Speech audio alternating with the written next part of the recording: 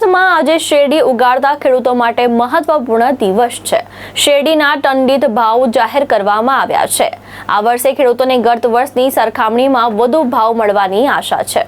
આજે સુરત સહિતના રાજ્યમાં શેરડી ઉત્પાદક ખેડૂતો માટે મહત્વનો દિવસ માનવામાં આવી રહ્યો છે, કારણ કે શેરડીના ટન દીઠ ભાવ જાહેર થવાના છે। ગત વર્ષની સરખામણીમાં ખાંડ, બગાસ અને મોલાસીસના ભાવમાં વધારો થયો હોવાથી ખેડૂતો વધુ ભાવની અપેક્ષા રાખી રહ્યા છે। ખાંડની રિકવરી સારી હોવા છતાં ખાતર અને મજૂરીના ખર્ચમાં વધારો થતાં ઉત્પાદન ખર્ચ પણ વધ્યો છે। ખેડૂતો દ્વારા ટન દીઠ સરેરાશ 3,500 રૂપિયા કરતાં વધુ ભાવ મળવાની માંગ કરવામાં આવી રહી છે। ગત વર્ષે શેરડીના ભાવમાં 30 થી 130 રૂપિયા સુધીનો વધારો મળ્યો હતો।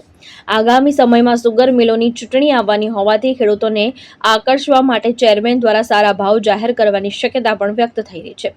કેવડિયા ખાતે થયેલી બેઠકમાં ખાંડની સ્ટોક વેલ્યુ 3,700 રૂપિયા પ્રતિ ક્વિન્ટલ નક્કી કરવામાં આવી હતી, જેના આધારે શેરડીના ભાવ 3,650 થી 3,900 રૂપિયા પ્રતિ ટન વચ્ચે રહેવાની શક્યતા છે। જય દલાલ ખેડૂત આગેવાન, આજે સમગ્ર દક્ષિણ ગુજરાતના ખેડૂતો 31 માર્ચ એટલે શેરડીના ભાવો દક્ષિણ ગુજરાતની સહકારી મંડળીઓ નક્કી કરતી હોય છે।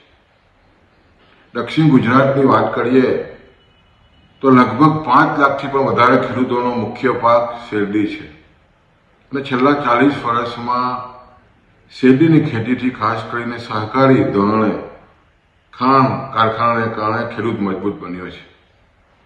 પણ છેલ્લા 5 વર્ષથી જે ખાસ કરીને સ્થિતિ બનતી જાય છે, ઝડપથી સુરત શહેર વિકસી રહ્યું છે, એ જમીનો બિનખેતી થઈ રહી છે।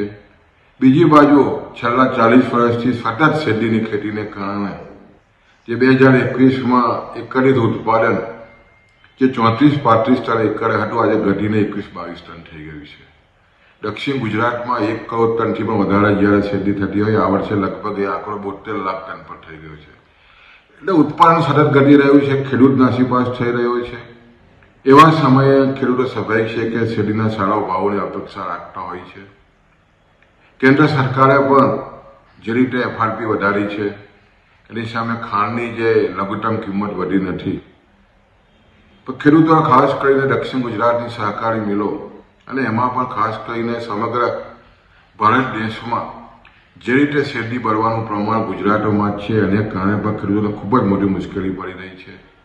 ઉત્પાદન ઘટી રહ્યું છે, ખેડૂતોને ભાવોની વધારે મોટી આશા છે, ત્યારે ચોક્કસ અમને પણ આશા છે કે આ વર્ષે ખૂબ જ સારા ભાવ પડે અને જે એકત્રિત ઉત્પાદન ઘટી રહ્યું છે, એમાં ખેડૂતો, સંચાલકો સૌ સાથે મળીને રાજ્ય સરકારની જે વાતો છે, કૃષિ તજજ્ઞોની જે વાતો છે, એ પ્રમાણે આધુનિક ખેતી વ્યવસ્થા એઆઈ ટેકનોલોજીથી શેરડીની ખેતી કરવાની દિશામાં જો પ્રયત્ન કરવામાં આવશે તો ચોક્કસ આવનારા દિવસોમાં શેરડીમાં વધુ ઉત્પાદન લાવી શકાશે। ભાવેશ ઉપાધ્યાય, દ્રષ્ટિકોણ ન્યૂઝ, સુરત।